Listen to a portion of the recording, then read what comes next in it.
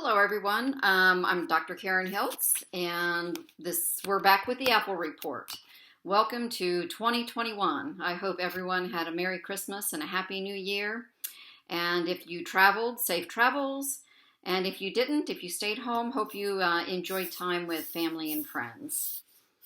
We're going to do some more sessions. I haven't quite decided on how many sessions we're going to do, but we're going to look at the changes that are coming about with regards to education. But first, let me plug School Choice Week, National School Choice Week. It starts on Monday. I believe it's January 25th. Yes, this coming Monday. And that organization helps parents with regards to considering the options that they have, the alternatives to public education, if parents want something different. And it's quite informative, and it's very participative and engaging. I know that when I sat on a private school board, we participated in it, and we actually shared some of the photos from one of the events that we did. So it's pretty cool, and you might want to check it out and see what the alternatives are in your area and in your state. So having said that, another change is we have a new administration. And this administration is not what I'll call school choice friendly. They've already declared during the campaign season that they were not favorable to charter schools. I find that very interesting because charter schools are part of the public education system. And I just find that very ironic that people dog charter schools. I guess probably because they're not considered part of the traditional and they have a charter and, there's a few differences and stuff, but they still are part of the public education system. So we'll follow that and see what happens with regards to that. There are some positives that did come out of 2020. One of the things that we'll talk about in another session is these education pods. I'm not sure if you've heard about those. But those are very interesting, and they're increasing in number, I would say probably exponentially. A lot of people talk about the negatives of COVID or this coronavirus, but there were some positive things that came out of it too. We'll talk about some federal impacts with regards to the new administration and based on who is being appointed to the Secretary of Education and the Assistant Secretary of Education. That will give you an indication of what their agenda will be.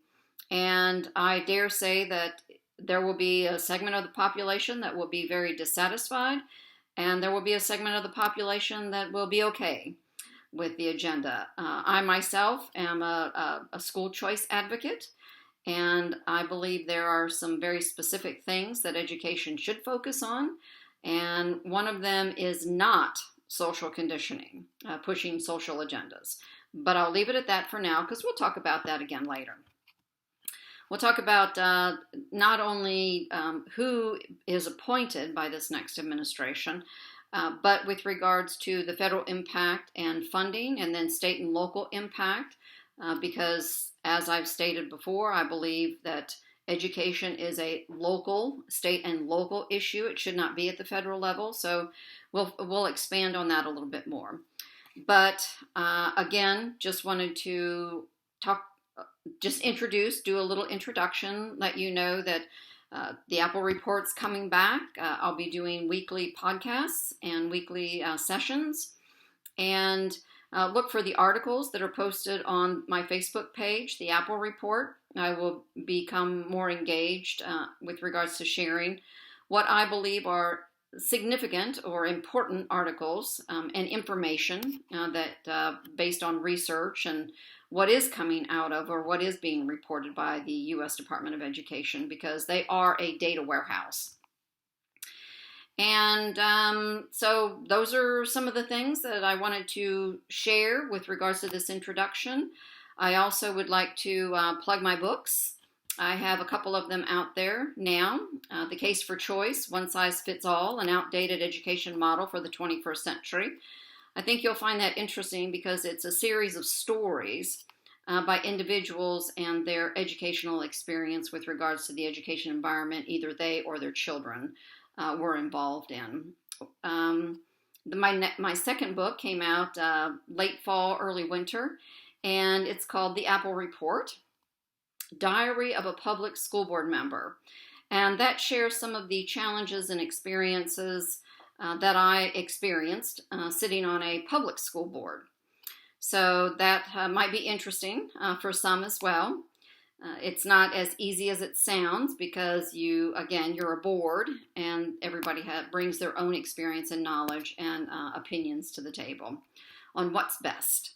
So having said that, you can get the books anywhere. You can get them online. You can get them at your local bookstore. So please go out there and check them out. And if you like them, I hope you buy them.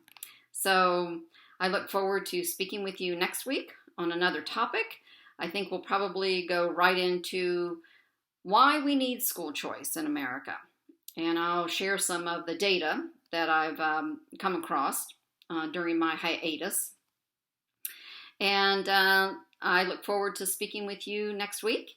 And please like and share this. And I will say bye-bye for now.